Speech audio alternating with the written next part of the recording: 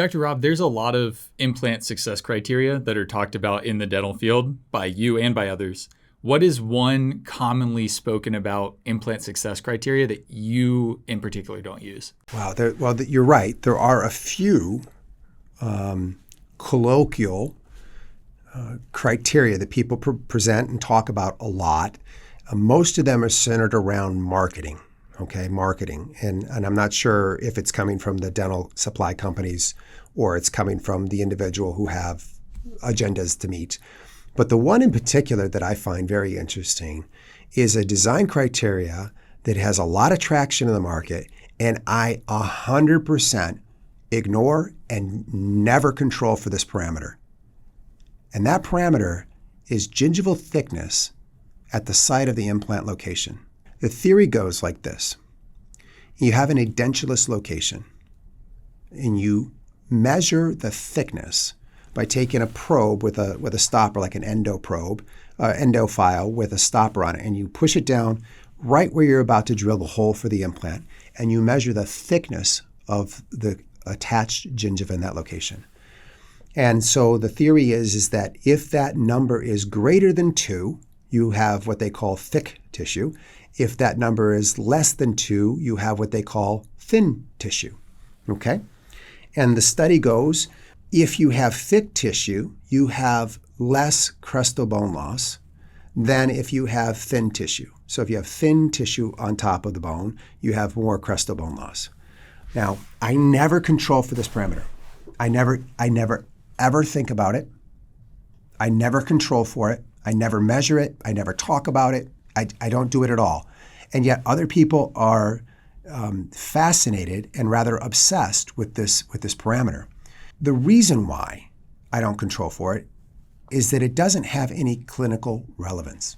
No clinical relevance. So it's very important to me that I have very limited time on this planet, and I want to make sure that I contribute to the world as much as I can, okay? To my family, to my friends, and to my colleagues, my industry. I want to contribute as much as I can. So what's important to me is that we focus on the things that matter most, and we don't focus on things that are clinically irrelevant. So let me explain to you. If you place an implant in the wrong location, if you don't control for the implant's location, and then you draw a conclusion based on gingival thickness, you're working in an isolated vacuum. Let's say I place the implant at a location that's wrong, and then I have an outcome that says thicker tissue does better than thin tissue. Well, that makes a lot of sense, doesn't it? You don't even need to do an experiment for that. If I have thick tissue surrounding my implant versus thin tissue surrounding my implant, no one's going to argue. No one in dentistry is going to argue that thick is not better. If I have more bone surrounding my dental implant than less bone, no one is going to argue that more bone is worse than less bone, right? Yeah. So this is an axiom. You don't even need to prove it, right? It makes a lot of sense. But the problem is that if we don't control for implant location, then the output of that said study is called into question. Rather than, what is the clinical relevance of this crestal bone loss? So if I have an implant that's a Brandemark implant, and it loses 2 to 2.5 millimeters of crestal bone during the wound healing phase, during the first year of healing. The worst, implants we had years ago, they used to lose 2 to 2.5 millimeters of crestal bone. Well, because of that, we developed Tarnows rule. Now, Tarnows rule says what? Everybody in dental school learns Tarnows rule. It says 2 implants cannot be any closer than 3 millimeters apart. Where does it come from? It comes from crestal bone loss. So if you have crestal bone loss on one implant, and you have crestal bone loss on another implant, if you keep them far enough apart, it doesn't affect the crest in between. If you have the crestal bone loss between implants and you start to bring them closer and closer and closer and closer and closer, at some point they touch, and if you go beyond that, the crest starts to go away. If the crest goes away, then it doesn't support the gingiva.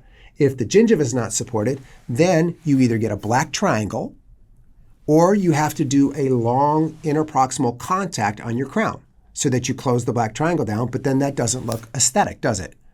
So this is where Tarnows rule comes from. So they said keep implants 3 millimeters apart, and even with 1.5 millimeters to 2 millimeters of bone loss, you're still going to be okay. Now, why is it clinically not relevant? If I'm placing an implant in the molar position, I use the 1/2 rule to come up with that the molar mesially distally is about 11 millimeters to 12 millimeters in length, okay, from mesial to distal. The 1/2 rule says a good starting point is divide that in half. So I divide 12 in half, I get 6.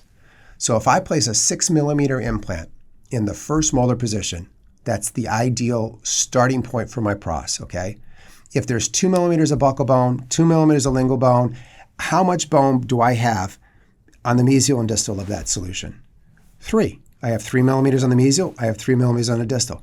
Now, if I have an implant that loses 2 millimeters of bone, it's around the neck of the implant. It's not on the adjacent teeth. Well, the papilla is supported by the interproximal bone on the adjacent teeth.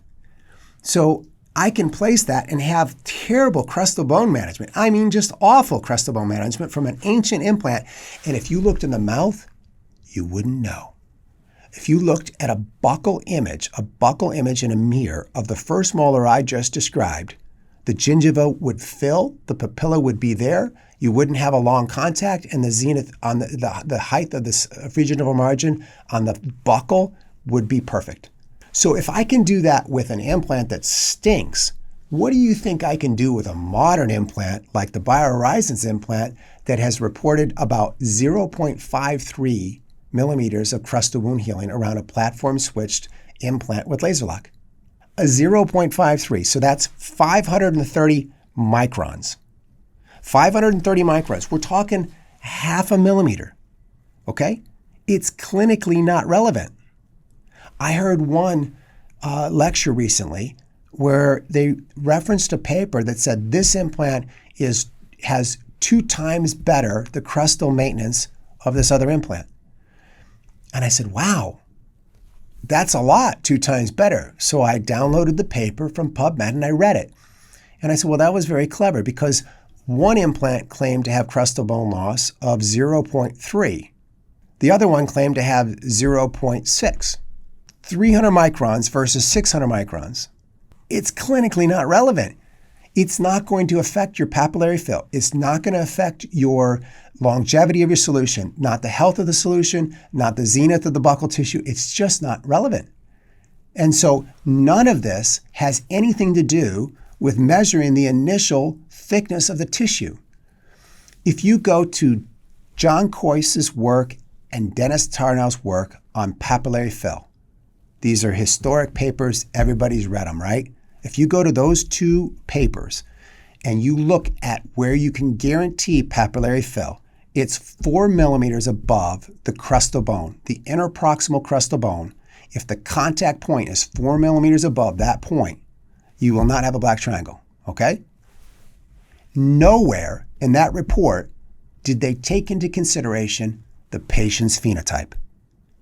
They never measured the thickness of the tissue. They never measured it. It's not relevant. It's clinically not relevant. And the last thing, what does the ridge look like in an extraction socket after it heals? Well, if you go to the literature, the labial keratinized gingiva in most human beings is about 1.1 in thickness, okay? As you roll to the lingual side, as you go from the facial and you go across the edentulous ridge and you start to go to the palatal side, the tissue gets thicker. We all know this. The tissue on the lingual side of teeth is thicker than the facial. But it goes to about 2. So it's very, very rare to find anyone who has greater than 2 millimeters of tissue in nature. So what are we doing when we say, if you have greater than 2, we're going to change our methods, saying that that's thick tissue when most people don't have that to start with. So you're starting to put a constraint on a parameter that's clinically not relevant and doesn't even occur in nature. Because if you do a linear slope from 2 to 1 and halfway in between would be 1.5, that means the vast preponderance of people it measured at this given location would come in at 1.5 millimeters. So they'd all be relatively thin, which would be great if your business model was to do connective tissue grafts on somebody who doesn't need a connective tissue graft because it's not clinically relevant.